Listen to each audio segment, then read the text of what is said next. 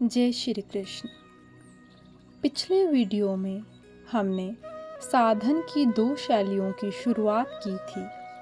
अब इस वीडियो में हम उसी का शेष भाग पढ़ेंगे, जिसमें साधना के गहन पहलुओं पर स्वामी जी ने सरल भाषा में प्रकाश डाला है। आइए आगे बढ़ते हैं। मैं हिंदू हूँ, मैं ब्राह्मण हूँ, मैं साधु हूँ आदि मान्यताएं इतनी दृढ़ होती हैं कि जब तक इन मान्यताओं को स्वयं नहीं छोड़ता तब तक इनको कोई दूसरा नहीं छुड़ा सकता। ऐसे ही मैं शरीर हूँ, मैं करता हूँ आदि मान्यताएं भी इतनी दृढ़ हो जाती हैं कि उनको छोड़ना साधक को कठिन मालूम देता है। परंतु ये लौकिक मान्यताएं अवास्तविक, असत्य होने के कारण सदा रहने वाली नहीं है, प्रत्युत मिटने वाली हैं। इसके विपरीत मैं शरीर नहीं हूँ, मैं भगवान का हूँ आदि मान्यताएं वास्तविक सत्य होने के कारण कभी मिटती ही नहीं, प्रत्युत उसकी विस्मृति होती है, उनसे विमुखता होती है। इसलिए वास्तविक मान्यता दृढ़ होने पर मान्यता रूप से नहीं रहती, प्रत्युत बोध अनुभव में परिणत हो जाती है।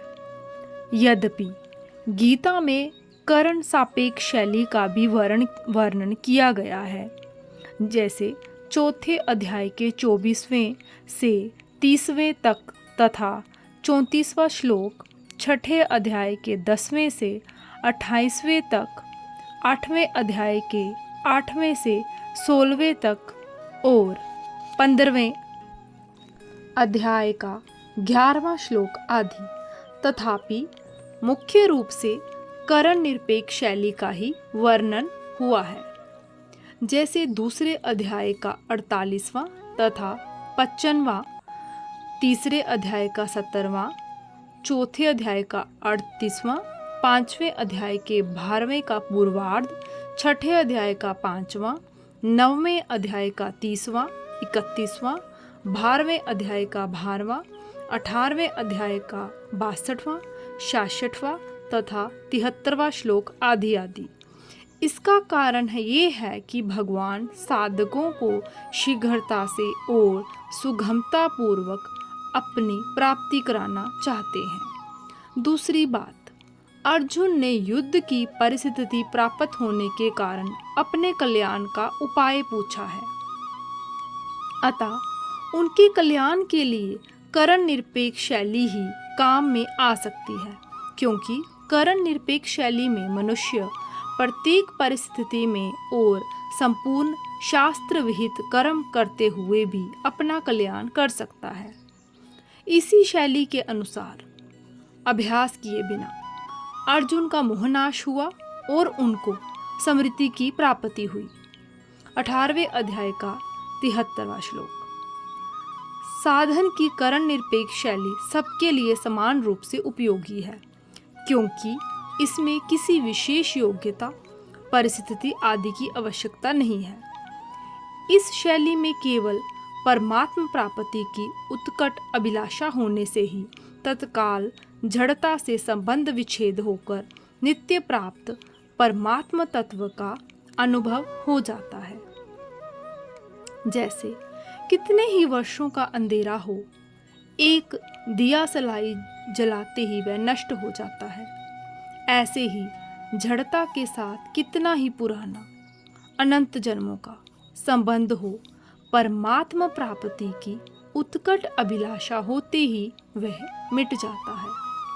इसलिए उत्कट अभिलाषा करण सापेक्षता से होने वाली समाधि से भी ऊंची चीज है। ऊंची से ऊंची निर्विकल्प समाधि हो, उससे भी व्युत्थान होता है और फिर व्यवहार होता है, अर्थात समाधि का भी आरंभ और अंत होता है। जब तक आरंभ और अंत होता है तब तक जड़ता के साथ संबंध है। जड़ता से संबंध विच्छेद होने पर साधन का आरंभ और अंत नहीं होता, प्रत्युत परमात्मा से नित्य योग का अनुभव हो जाता है। अर्थात जब तक जड़ता का संबंध रहता है तब तक दो अवस्थाएं रहती हैं, क्योंकि परिवर्तनशील होने से जड़ प्रकृति कभी एक रूप नहीं रहती। अतः समाधि और व्युत्थान ये दोनों अवस्थाएं जड़ता के संबंध से ही होती हैं। जड़ता से संबंध विच्छेद होने पर सहज अवस्था होती है, जिसे संतों ने सहज समाधि कहा है। इससे फिर कभी व्युत्थान नहीं होता। वास्तव में देखा जाए तो परमात्मा से वियोग कभी हुआ ही नहीं, होना संभव ही नहीं। केवल संसार से माने हुए संयोग के कारण परमात्मा से वियोग प्रतीत हो रहा है। संसार से माने हुए संयोग का त्याग करते ही परमात्मा तत्व के अभिलाषी मनुष्य को तत्काल नित्य योग का अनुभव हो जाता है और उसमें स्थायी स्थिति हो जाती है। अंतःकरण को शुद्ध करने की आवश्यकता भी करण सापेक्ष शैली में ही है, करण निरपेक्ष शैली में नहीं। जैसे कलम बढ़िया होने से लिखाई तो बढ़िया हो सकती है, पर लेखक बढ़िया नहीं हो जाता। ऐसे ही करण अंतःकरण शुद्ध होने से क्रियाएं तो शुद्ध हो सकती हैं, पर कर्ता शुद्ध नहीं हो जाता। कर्ता शुद्ध होता है अंतःकरण से संबंध विच्छेद होने से, क्योंकि अंतःकरण से अपना संबंध मानना ही मूल अशुद्धि है। नित्य प्राप्त परमात्मा तत्व के साथ जीव का नित्य योग स्वतः सिद्ध है, अतः उसकी प्राप्ति में करण की अपेक्षा नहीं है, केवल उधर दृष्टि डालनी है। जैसे कि श्री रामचरितमानस में आया है, शंकर सहज स्वरूप सम्हारा, अर्थात भगवान शंकर ने अपने सहज स्वरूप को संभाला, उसकी तरफ दृष्टि डाली। संभाली चीज वह होती है जो पहले से ही हमारे पास हो और केवल दृष्टि डालने से पता लग जाए कि ये है। ऐसे ही दृष्टि डालने मात्र से नित्य योग का अनुभव हो जाता है, परंतु सांसारिक सुख की कामना, आशा और भोग के कारण उधर दृष्टि डालने में, उसका अनुभव करने में कठिनता मालूम देती है। जब तक सांसारिक भोग और संग्रह की तरफ दृष्टि है, तब तक मनुष्य में यह ताकत नहीं है कि वह अपने स्वरूप की तरफ दृष्टि डाल सके। अगर किसी कारण से, किसी खास विवेचन से उधर दृष्टि चली भी जाए तो उसका स्थायी रहना बड़ा कठिन है। कारण कि नाशवान पदार्थों की जो प्रियता भीतर में बैठी हुई है, वह प्रियता भगवान के स्वतः सिद्ध संबंध को समझने नहीं देती, और समझ में आ जाए तो स्थिर नहीं रहने देती। हाँ, अगर उत्कट अभिलाषा जागृत हो जाए कि उस तत्व का अनुभव कैसे हो, तो इस अभिलाषा में यह ताकत है कि ये संसार की आसक्ति का नाश कर देगी। गीतोक्त कर्म योग, ज्ञान योग और भक्ति योग तीनों ही साधन करण निरपेक्ष अर्थात स्वयं से होने वाले हैं।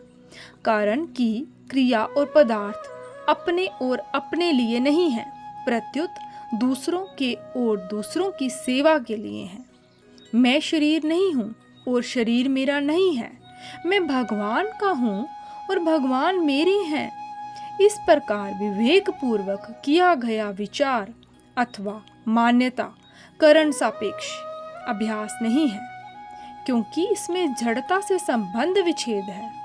अतः कर्म योग में स्वयं ही जड़ता का त्याग करता है, ज्ञान योग में स्वयं ही स्वयं को जानता है और भक्ति योग में स्वयं ही भगवान के शरण होता है। गीता की इस साधक संजीवनी टीका में भी साधन की करण निरपेक्ष शैली को ही मुख्यता दी गई है, क्योंकि साधकों का शीघ्रता से और सुगमता पूर्वक कल्याण कैसे हो, इस बात को सामने रखते हुए ही यह टीका लिखी गई है। इस प्रकार साधन की 2 शैलियों का पाठ यहाँ पूरा होता है। स्वामी जी ने साधकों के लिए जो सरल और स्पष्ट मार्ग बताया है वह हमें अपनी साधना की दिशा चुनने में बहुत सहायक होगा। अब अगली वीडियो में हम पढ़ेंगे टीका के संबंध में स्वामी जी के विचार। इस ज्ञान यात्रा में हमारे साथ बने रहिए। जय श्री कृष्ण।